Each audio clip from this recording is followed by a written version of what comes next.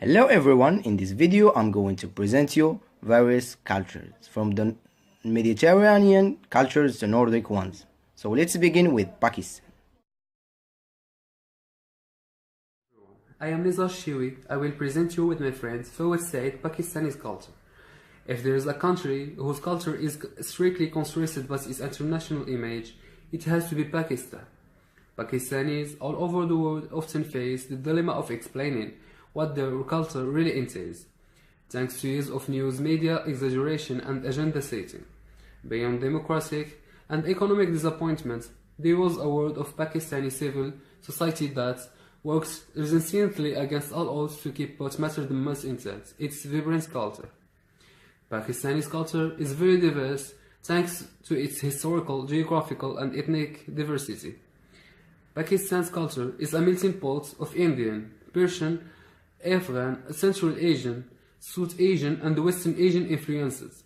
There's over 15 major ethnic groups in Pakistan, which differ in physical features, historical blindness, customs, dress, foods and music.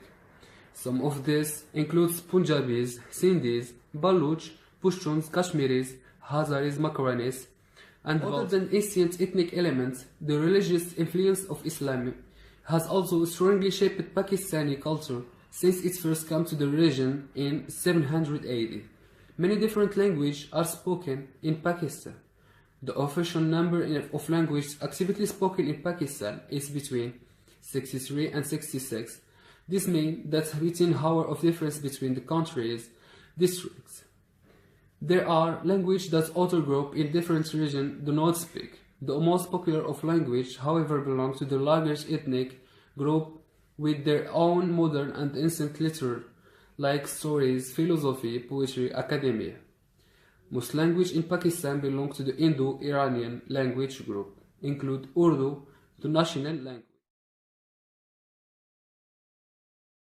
Hello, I'm Fawad Saeed and I'm 21 years old and I'm currently living in Karachi, which is the largest city of Pakistan. So I met Yassine in Turkey this summer, and today I'll be briefly talking about the history, the culture, the food and the religion we have here in Pakistan. So I'll begin with the history first.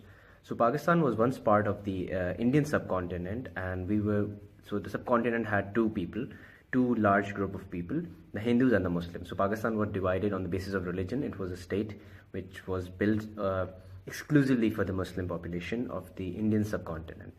So that's about it. And this land has been invaded a couple of times by the Arab invaders, and it has been ruled by the Mughals, the Marathas, the Sikhs, the Hindus, and different dynasties within the Muslims. So as expected, around 96% of our population is Muslim, but we have a lot of subdivisions, sects among the Muslims. So we have Shia Muslims, Sunni Muslims, Wahhabis, Salafis, Ismailis, and other sects as well. So that's it. And the other 4% is the population of Hindus, Christians, and Jews as well. So that's about it. So if you talk about the diversity here in Pakistan, so around 18 people from different ethnic groups live in Pakistan. So they have completely different languages, completely different culture. The traditions are different, the way they dress, the clothing, everything is different. So Pakistan is not land for similar people, like not indigenous people. It's a land of different people living together under the umbrella of Islam. So that's the idea of Pakistan. And if you move towards the north of the country, you'll meet Gilgit-Baltistanis, Kailashis, Kashmiris. If you move to the southern part, you'll come across Muhajirs, Sindhis, Siraikis. If you move to the western part of the country, you'll meet a lot of Pathan people, Balochis, Brahvis. And right now there are around 2 million Afghan refugees living in the country. So moving on, if I talk about the food, Pakistanis generally prefer spicy food, and people here are really fond of fruits, and rice is part of our staple diet. And Pakistanis love meat, so they take meat with everything they eat. Even if it's vegetable, they're gonna have meat with it. So that's about it.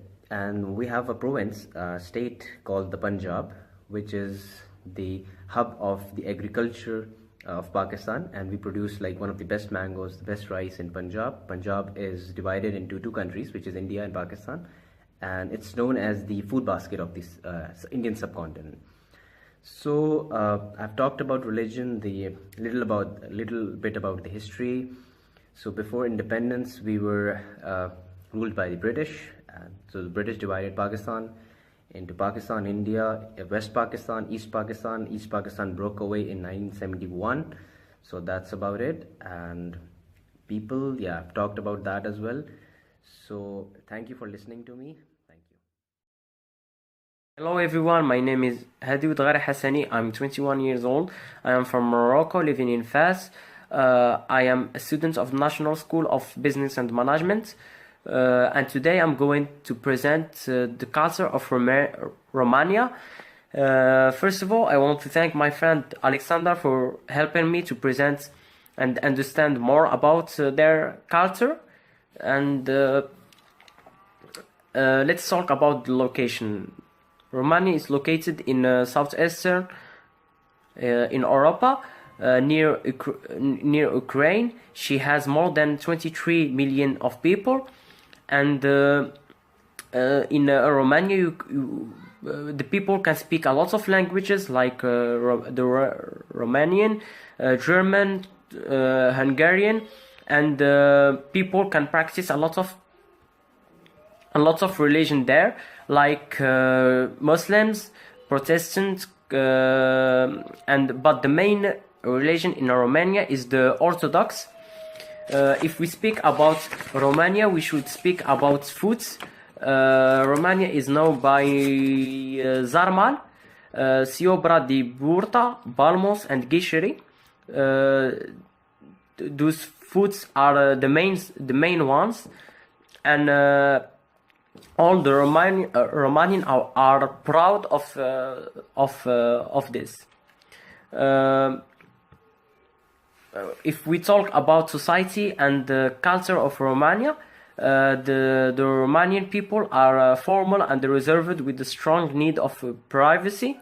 Most of the Romanians do not trust strangers readily, and Romanians are generally quiet and shy. And when you first meet Romanian people, you admire and love their modesty and humility in themselves and others. If we talk about Romania, it's a very large country, and traveling it can take some time. The taxis are usually very cheap, and they are costing no more than 50 cents, I think, and the minimum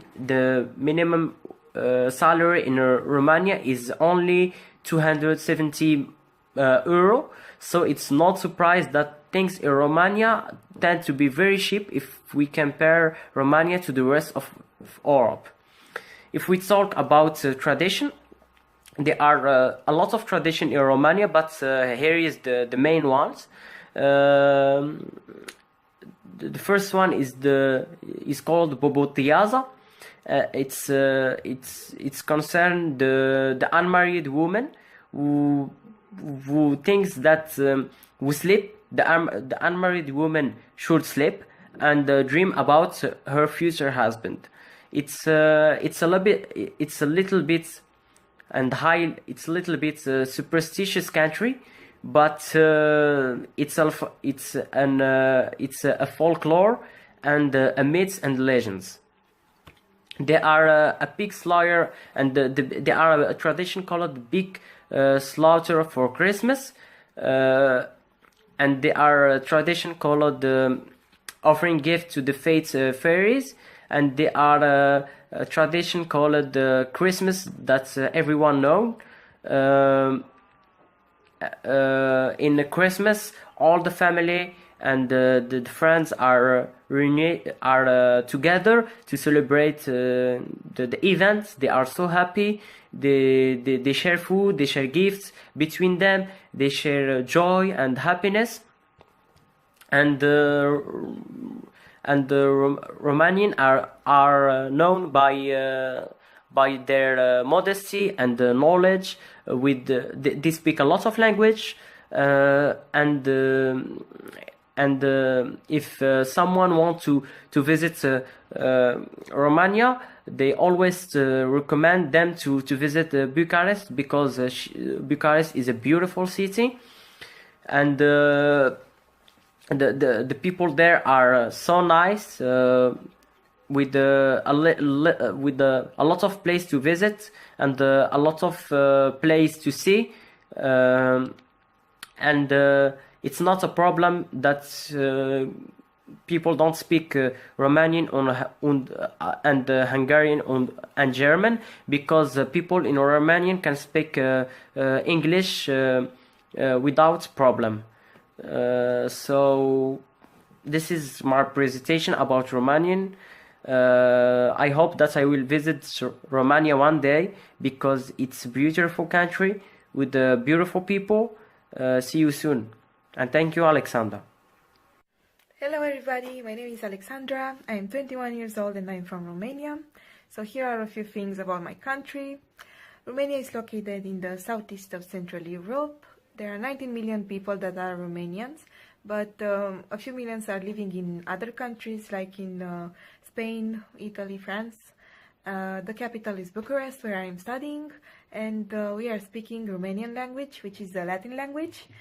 Also, the religion here is Orthodox Christian for the majority of people, and this month we have Christmas on the 25th of December, and it is a very special time of the year. Everybody is spending holidays with their families at home. They have Christmas trees everywhere in the city. There are Christmas lights, decorations.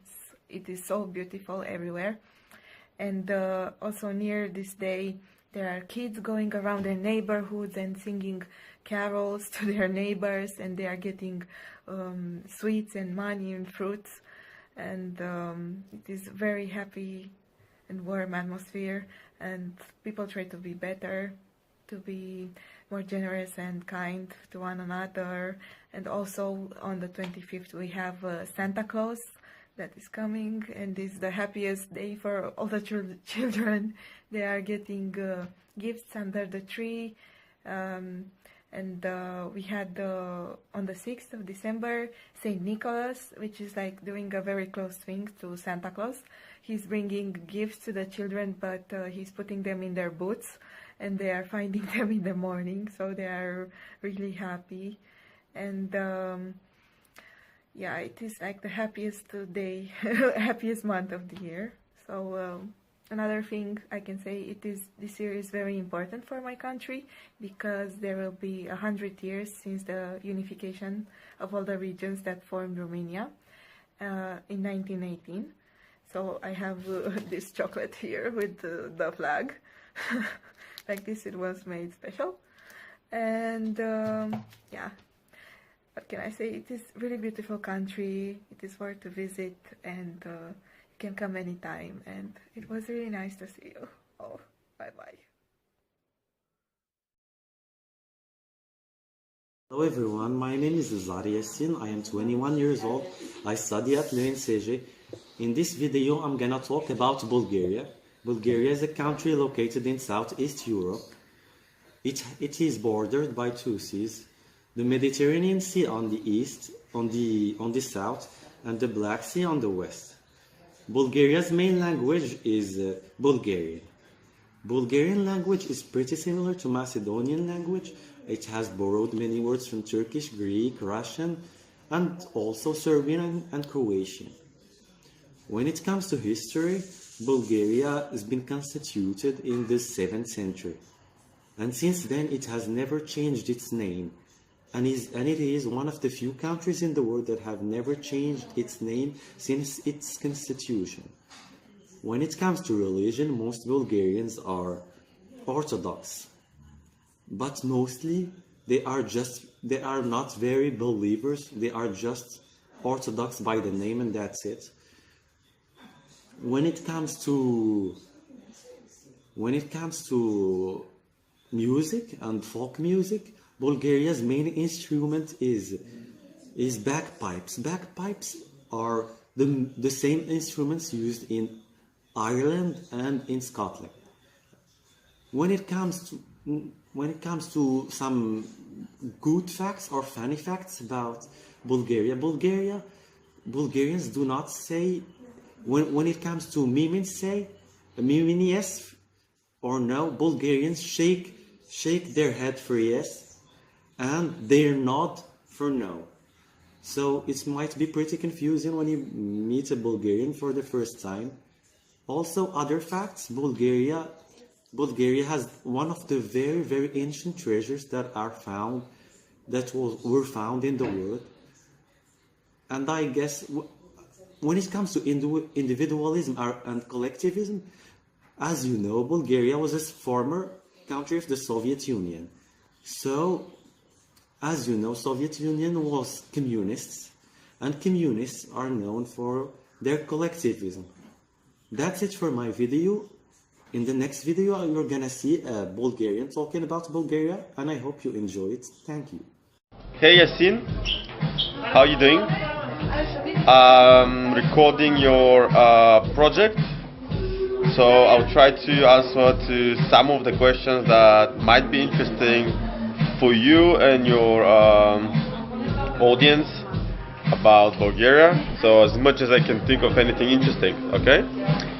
So first of all, let's start with the fact that interesting facts, a couple of them. Bulgaria is one of the 3 countries in the whole world, entire world, that's never actually changed their names since the beginning. So Bulgaria is being created somewhere end of 7th century, and ever since it's called Bulgaria. And there's only other 2 countries in the whole world that actually never changed their names, ever. That's one number fact. So we're obviously a very old country. Number 2 fact that I can think of would be the Cyrillic alphabet. Of course, the Cyrillic alphabet was invented by 2 Bulgarians somewhere back in the 6th, 7th century by the commission of one of the Bulgarian tsars. And ever since they invented it, we accepted the alphabet, and the alphabet was spread through all Slavic countries. So that's the reason why the majority of the Slavic countries would have Cyrillic alphabet as well. So that's fact number 2. What else I can say is, Bulgaria is a relatively small country, about 7 million people. We are one of the fastest aging nations in the world, obviously. So we're going to extinct in some, century or something. Who knows? The majority of the population here is Orthodox Christ, but fact is that nobody actually, it's not that religious. Religious is just something that you say you are here, but religion doesn't play any role in here society. It's like just something that you would say you are. The church itself, she doesn't have any power over people whatsoever. So modern society, technocrat society, looking forward to human values rather than anything else. We have our own kitchen, which is pretty nice and amazing. One of the most important things is actually the food here. The quality of the food is amazing, beautiful, and we have a lot of things that are very tasty and very traditional, so something to take pride in, definitely. Bulgaria is, as I said, relatively small country, but we do have mountains and we do have a sea, 4 seasons. So in winter it can get to -20, in summer to +40. So you have everything basically. If you'd like to ski, you can go ski. If you'd like to go to the beach, you can go to the beach. Pretty cool. Countries in the European Union since 2007. So that pretty much gives you access to Europe, and you can travel around to many other countries with visas or no visas regime. Actually pretty easy. So that's cool. Well, you know, all that counts, of course, with the fact that Bulgaria is the poorest country in the European Union. You know, quality of life here is how to say, it's good, but people are not earning that much money. Just so you have a comparison in your head, the minimum salary here is by law only 240 euros, where the average salary would be somewhere around 400. Well, you know, all that counts, of course, with the fact that Bulgaria is the poorest country in the European Union. You know, quality of life here is how to say, it's good, but people are not earning that much money. Just so you have a comparison in your head, the minimum salary here is by law only 240 euros, where the average salary would be somewhere around 400 euros, so not much at all. But of course, standard of life and, you know, prices and stuff, that's also really low, so you can get by with those money even. And I believe that pretty much wraps it up. Maybe at the end I could say something about myself. I'm your cousin, 29 years old. Yeah, been born here, and of course half Moroccan. And yeah, anything else, maybe you can ask me later. I hope this helps your project. Love you, hug you, send kisses to all the family. I miss them all, and I hope to see you soon. Maybe you can come visit me, because I'm not planning to come to Morocco anytime soon, but that's just because I'm super busy, man. You know, I really have no time to travel whatsoever. All my travel plans are connected to somewhere else for the next summer, but never knows. If I have time, I'll drop by to say hi, to see you all, but I appreciate if you actually finally come to visit me here. Love you. Say bye. Today I'm going to talk about Turkish culture. Turkey is located in the southeast of Europe and the southeast of Asia. It is bordered by the Black Sea between Georgia and Bulgaria, and the Mediterranean Sea between Greece and Syria. His capital is Ankara. The population is estimated since 2014 by over 80 million people. Their religion is Islam. 99% of the population are Muslim, and 1% are Jew or Christian. The official language of Turkey is Turkish. It's spoken by 90% of the population. 6% is spoken Kurdish, and 1% are spoken Arabic. Now I'm going to talk about relation and communication. Turks prefer to do business with those they know and respects. Therefore, spend time establishing a personal relationship. Relationships are fostered in the office, dinners, lunch, and social outings. Turks do not require as much personal thoughts, as much personal space as many other cultures. And will stand close to you while conversing. Discussion may start slowly with many questions that may seem irrelevant to the purpose of your visit. It is extremely rude to insist that your colleagues get to the point. Ask about his family and without prying. Question about children, and to be sure about political history. Now I'm going to talk about food. Food is the most integral thing of Turkish society. Each meal is a gift from Allah to enjoy and not to waste. So Turkish women often spend their time in the kitchen to prepare the meals. Breakfast is the most important meal of the day and typically includes eggs, tomatoes, and olives. But never forget the bread. Is at either breakfast or their meal times. It is a staple part of Turks' diet and sold in mass across the country. The country. Some Turks even refuse to sit down a meal without it. Thank you. That's all. Hello, it's Kira. Today I'm gonna represent here Turkish culture. So first of all, here is Atatürk.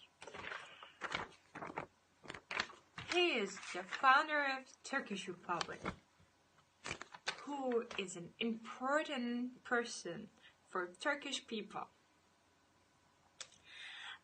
Second of all, I want to talk about Turkish facts.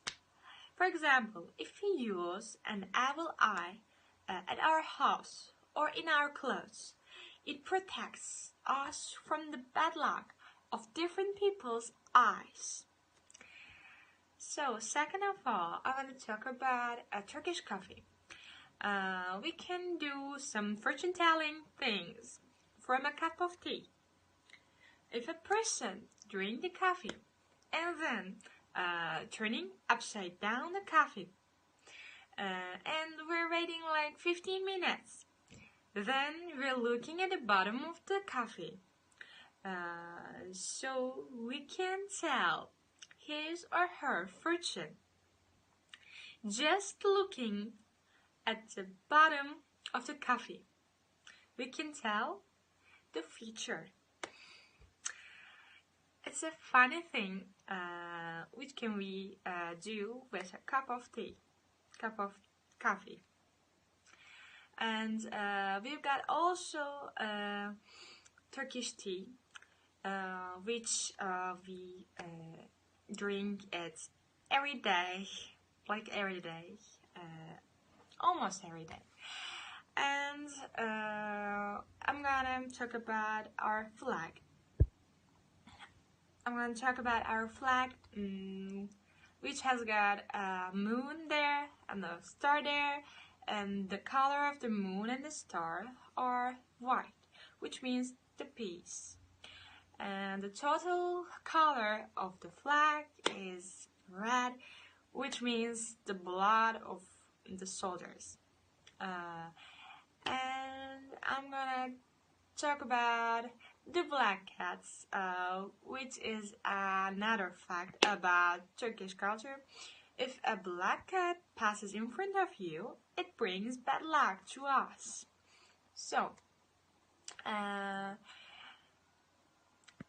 people are going Turkish baths, which is like sauna. It's like a public bath. It's a tradition. It's a part of tradition of Turkish culture. So thanks for listening. Hello, my name is Mohammed. I'm a student of ENCG FES, and I'm going to talk about Norwegian culture. Norway is located on the western side of the Scandinavian peninsula. Over 99% of the population in Norway speaks the official language, Norwegian. Norwegian has two written forms, bokmål, book Norwegian, and nynorsk, new Norwegian, and they enjoy the same legal recognition, although bokmål is increasingly more common. Much of the culture of Norway can be tracked back to the Vikings, a group of Scandinavian seafaring pirates and pioneer traders that settled in northern Europe in the 8th century. However, throughout their history, the people of this country have always identified with rural culture, which can be seen in its traditional costumes and folk music that are still celebrated till today. More modern expression of Norwegian culture include Jantelov and Constitution Day. Jantelov is an essential part of modern Norwegian culture and emphasizes humility, equality, respect, and simplicity. Gentle wealth is not flaunted. People don't criticize others, and egalitarianism is the key. May 17 is Constitution Day, Norway's holiday celebrating in its nationhood. On this day, Norwegians participate in parades with bands, unions, civic and volunteer groups, schools, and performers. Norway's food culture is heavy on seafood, but the most typical food is thinly sliced brown cheese eaten with bread. And other popular foods are cured or smoked salmon, whale steak, and fisky pudding. The traditional national custom of Norway is called bunat, an elaborate custom dating back to the 80s, with a lot of embroidery and jewelry.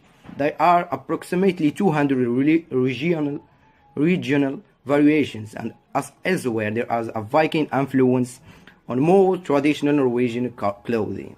Both men and women own these peasant costumes. It is a part of Norwegian culture to wear the bunat as the Norwegian folk dress for folk dancing at official celebrations, weddings, and especially on May 17, which is the Constitution Day in Norway.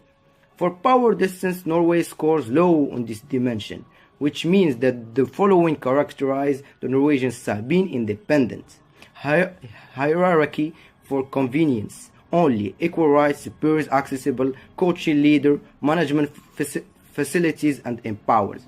Power is decentralized, and the managers count on the experience of their team members. Employees expect to be consulted.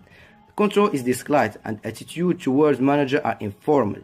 And on first name basis, communication is direct and participative and consensus oriented.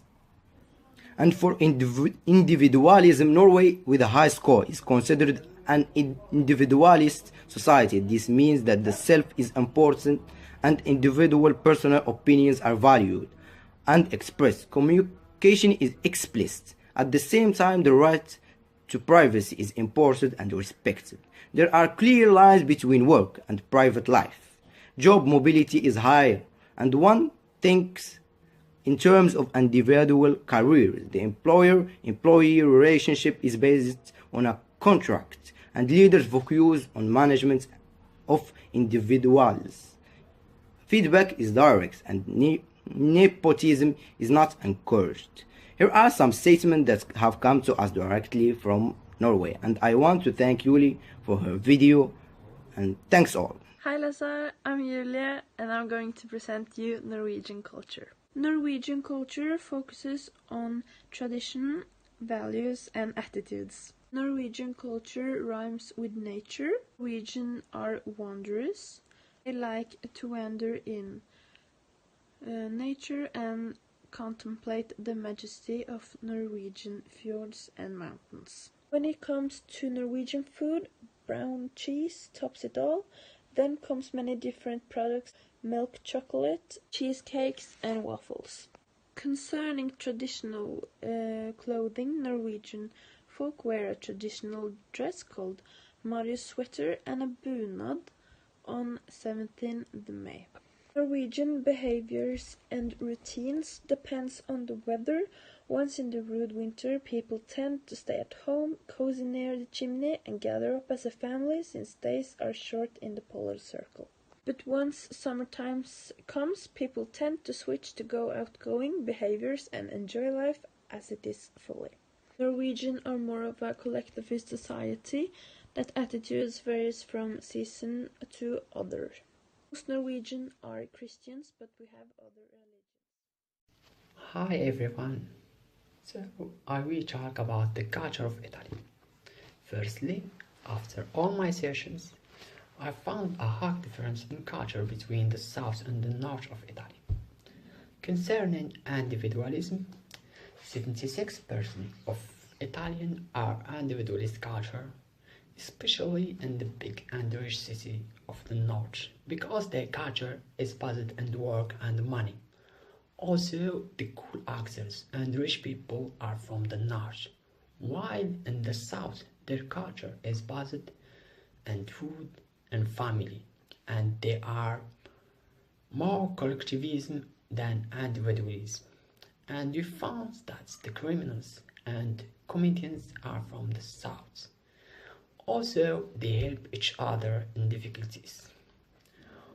And concerning power distance, we found that the half of Italians, which are the northern, prefer the equality and decentralization of power and decision making. And we found that the northern of Italy think that they are separatists than the south. And also they are less tolerant than the south, and they don't even need to immigrate to have a job, while in the south they have to. Also, a point very important, that's the vote in the election for the northern of Italy based on their preference, while in the south their vote based on the who give them a job. As we see that the south was going under civilization, domination of French, Spanish and Arabs, while the north is more advanced, and this is the reason why many southern Italians moved to the north. So I will give you some advice to be an Italian. So you mustn't order a coffee with a milk when you want a coffee, because he will give you a glass milk. Also, you mustn't wearing shorts when you are visiting a church, and you mustn't over planning, and you mustn't also traveling with a heavy suitcase, and you mustn't trust in the GPS, and you mustn't especially being the victim of thefts, especially in the big city like Rome and Florence. And finally, to be an Italian, just do one thing: move your hand at the same time when you are talking. Pizza. So now I will leave you with a true Italian girl who will talk you more about that. See. Hey, hi. Okay, this is for your homework for your university, Hamza. You asked me about talking you about food, for example. Food in Italy is tradition. Okay, is so important for Italians. Is the most important, I guess, important stuff in Italy, and in north and in south, because there is a difference, a great difference from between north and south of Italy. Because the south is more used, and for south of Italy food is much more important. They eat really a lot, and their culture is much more for food than for the north. In the north, people are more for people is more important the work, the job in general. Okay, and every country in Italy, every city has his own dish, okay, important dish, for his own tradition. And yes, the relation with the strangers, it's different from north and south. Also in this, first of all in this, because in the north we are more used to strangers, and we accept much more strangers because I don't know, we have strangers everywhere, and we have open mind much more than in south. In south they are much more like they still ask our job, they are strangers, we don't want them. Yes, it's difficult to explain, but the behavior of the northern people is, yes, maybe much more cold about some kind of stuff, because people of south are more like, oh yes, come here, we and they want to give you everything, but they also are so invadent, okay, and the people from north are less invadent, but they are kind, and they don't ask you maybe a lot of stuffs, but in general are more serious, more for work, more serious about everything, more serious about work, about friendship, about relationships. And in south this is a lot less about this. They are not a lot improved. They don't want to improve in work, because also in Italy there is not a lot of work, but in south they have not a lot of wish to work, to do everything. Okay, they don't take seriously anything but food. Okay, only food. And traditions, it's a lot like about also religion, because in Italy the religion is Catholic, you know, and for this the traditions for our country is like Christmas, Easter, and family, for example, every time, so first of all in south, but also in north of Italy, it's important, the family, and to stay with the family in holidays, for example, and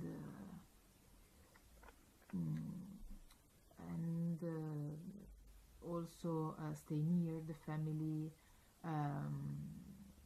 help the family when every member needs some help, and of course it's not about all traditions, but about our culture also. And yes, I guess I said everything I want. Goodbye.